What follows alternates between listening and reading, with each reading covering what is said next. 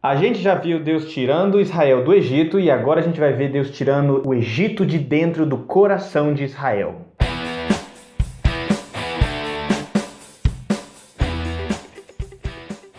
É fato que na Bíblia existem dois sentidos para a palavra liberdade. Algo que nos liberta de alguma coisa, mas também para alguma coisa. Deus tira o povo de Israel do Egito, da escravidão e do jugo do faraó, mas ele os traz para obedecê-lo, para crescer, para adorar. Isso significa que estar livre de alguma coisa é maravilhoso, mas é só metade da jornada rumo à verdadeira liberdade. Sair do Egito foi só a primeira metade do livro de Êxodo. Gostaria de te lembrar que essa série é baseada no livro Echoes of Exodus do Alastair Roberts e Andrew Wilson. E eles apontam essa realidade no livro do Êxodo, que nos diz como que nós não fomos criados só para ser nossos próprios senhores, mas pelo contrário, para sermos servos do Deus Altíssimo. Nem servos de Faraó, nem servos de nós mesmos, mas servos de Deus. Como eles apontam, o ponto do Êxodo não é só Israel estar livre do jugo do seu antigo mestre, mas pelo contrário, estar livre para encontrar deleite em Deus.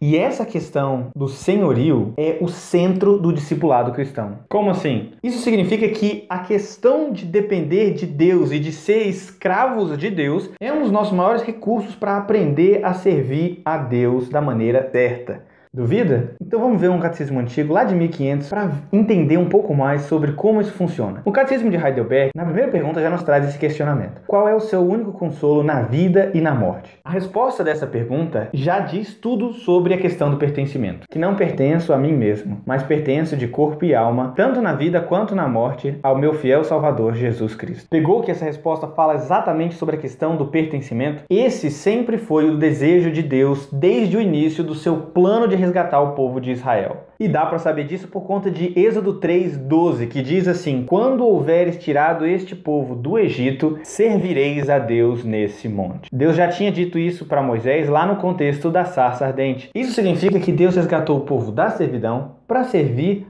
a ele. Roberts aponta que libertar o povo da escravidão do Egito foi a parte fácil. Essa só levou 14 capítulos. Mas agora a liberdade para cultuar a Deus vai levar 40 anos e mais 4 livros. Essa segunda metade do livro de Êxodo começa com a jornada do povo de Israel rumo ao Sinai, que lembra, é claro, a jornada do próprio Moisés rumo ao Sinai 40 anos antes, quando estava fugindo de Faraó por conta de ter matado um egípcio. Alguns paralelos são: Israel também luta com seus inimigos perto de uma fonte de águas e triunfa por meio de um cajado de pastor. Dá para ver isso lá em Êxodo 17. Israel conhece Jetro e recebe dele tanto comida quanto a amizade, lá em Êxodo 18. E nesse caminho rumo ao Sinai, o povo recebe de Deus a revelação de dois dos nomes de Deus. Um deles, Jeová Rafá, que significa Deus cura, e a outra, Jeová Nissi, que significa Deus é a minha bandeira. Depois de receber essas duas revelações sobre quem Deus é, o povo de Israel no Sinai recebe os 10 mandamentos. E bem aqui, já de cara, no início dos 10 mandamentos, a gente vê a realidade dessas duas concepções sobre liberdade sendo resumidas de maneira magistral.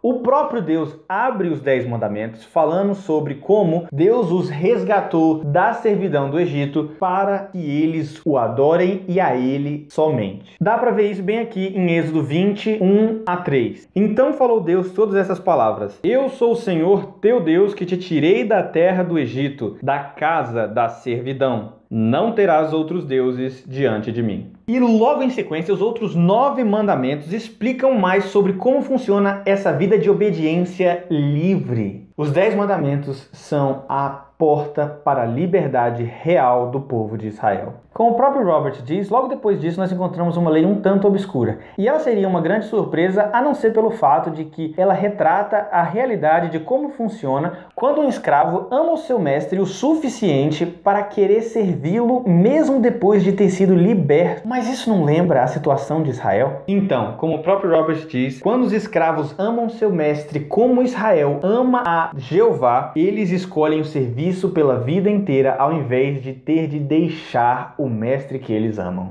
Isso é o que tem que acontecer comigo e com você, com o Senhor Deus. O amor que constrange e leva à obediência. Depois disso, nós temos dois eventos que vão marcar o restante do livro do Êxodo. O primeiro deles é a construção do bezerro de ouro e o segundo é a construção do tabernáculo do Deus vivo.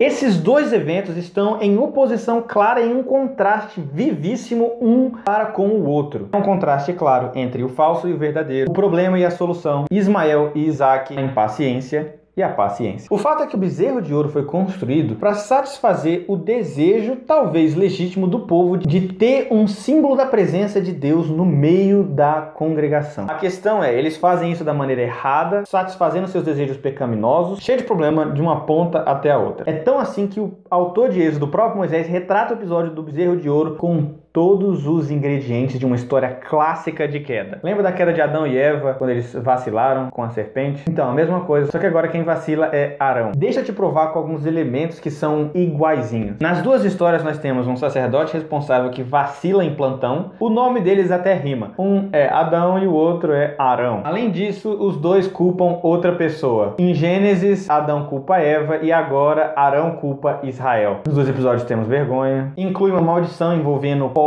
ou poeira. No caso de Gênesis, de que Adão e Eva comeriam do pó da terra e agora o povo de Israel tendo que comer do pó do ídolo que eles construíram com ouro. Nos dois tem morte. Nos dois casos temos a separação entre Deus e o povo. Isso, inclusive, isso culmina no estabelecimento de um guardião que é responsável por impedir esse acesso entre Deus e o povo. E nos dois casos eles usam uma espada. Tanto em Gênesis, Deus coloca um querubim para guardar a entrada do jardim com uma espada e agora Deus coloca os levitas para guardarem a presença dele quando ele estiver construindo o tabernáculo. É trágico. Como o próprio Robert diz, esse é o ponto baixo da história de Israel até agora. Mas Moisés é o intercessor, o mediador que clama a Deus em favor de Israel. Deus desiste de abandonar o povo e decide renovar a sua aliança e decide habitar com o povo no tabernáculo. O povo que havia desonrado Deus ao construir uma imagem de animal para representar Jeová, agora vai ser abençoado com a presença do próprio Deus Jeová dentro do tabernáculo, da maneira que ele ordenou, com todos os princípios orientados por ele mesmo. E esse processo de construção é cheio de detalhes, cheio de simbolismo que nós vamos ver outro dia em outro vídeo. E esse processo culmina no momento em que Moisés está de frente para o tabernáculo e vê o tabernáculo cheio da glória de Deus e ele nem pode entrar nele,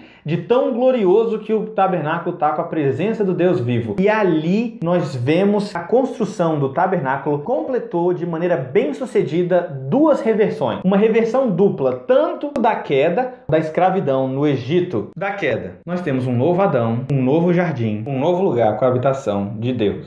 Mas também uma reversão da escravidão do Egito. O povo que antes construía cidades com tijolos e palha para o faraó, agora construiu com ouro e prata uma casa para o Deus vivo. E isso que o Robert explica mostra que realmente o êxodo foi bem sucedido, porque o povo saiu da casa da servidão para construir e habitar agora no meio da casa de Deus. O povo saiu da casa da servidão para viver agora com a casa do próprio Deus. O livro do Êxodo culmina aí e encerra nesse desfecho maravilhoso, na presença do próprio Deus. Agora, a história do povo de Israel não para aí de maneira nenhuma. Pelo contrário, a história é retomada no livro de Números, logo depois das leis que são descritas em Levítico. E em Números nós vemos um padrão de um segundo Êxodo. Você já reparou isso? O fato é que as coisas começam a aparecer muito com a história de Êxodo quando nós temos uma nova celebração da Páscoa depois de um ano no acampamento ao lado do Sinai. Isso em Números 9. Depois, em Números 10, nós vemos que o povo de Israel conhece o filho de Jetro e passa 3 dias com ele. Jetro de novo. Depois nós vemos que Deus provê codornizes para o povo ali no capítulo 11. Depois Deus provê água da rocha. rocha, ali no capítulo 20. E no capítulo 21, Deus provê uma vitória militar. E mais uma vez, todo esse processo culmina em uma nova história de queda. Agora com os espias de Israel que foram enviados para espiar a Terra Prometida, preparando para a invasão. Só que eles voltam com dois problemas. Um, sem esperança nenhuma. Dois, com um terrível relatório. Do mesmo jeito que Moisés tinha passado 40 dias no topo do Monte Sinai, e quando voltou encontrou um bezerro de ouro, um fracasso na liderança de Arão. Agora, depois de 40 dias espiando a terra, a comitiva de Israel retorna para encontrar um povo desistindo de entrar na terra que Deus já tinha assegurado para todos eles. Mas será que o povo vai ter uma segunda chance? Tem. O que acontece é que de novo entra Moisés, o intercessor, o mediador. Israel só tem esperança porque Moisés entra em favor deles e ora a Deus pedindo por misericórdia, para que Deus não desista desse povo rebelde. E mais uma vez Deus os perdoa, com consequências, porque alguns deles morrem na praga. O que significa que, como o próprio Robert diz, esse segundo êxodo não mostra que Deus parou de amar Israel, mas mostra que Israel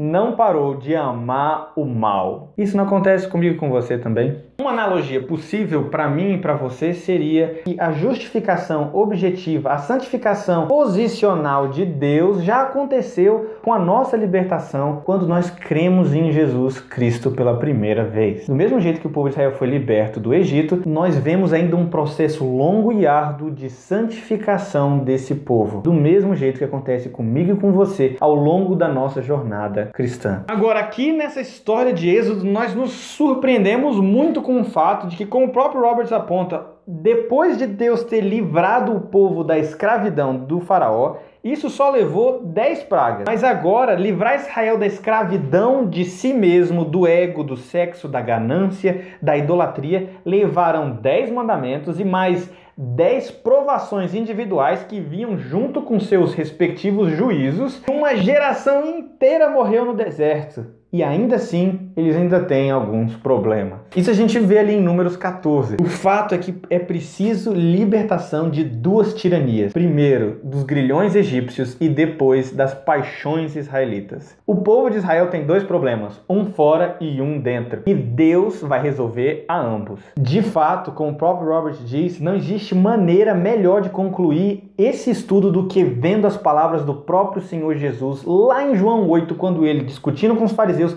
comenta sobre o Êxodo. 34, Jesus responde: em verdade vos digo, que aquele que comete o pecado é escravo do pecado. E depois no 36 ele conclui: se pois o Filho vos libertar, verdadeiramente sereis livres. Se você gostou desse vídeo, eu vou te convidar a deixar um like aqui embaixo, se inscrever no canal e compartilhar com pessoas que você sabe que vão gostar desse conteúdo. Mas mais na frente nós vamos continuar essa jornada explorando como o padrão do Êxodo é visto fora do livro, em outros livros dentro do Antigo Testamento e também no Novo. Mas se você gostou desse vídeo, eu gostaria de te recomendar esse daqui, porque com certeza você também vai gostar. Deus te abençoe e até a próxima.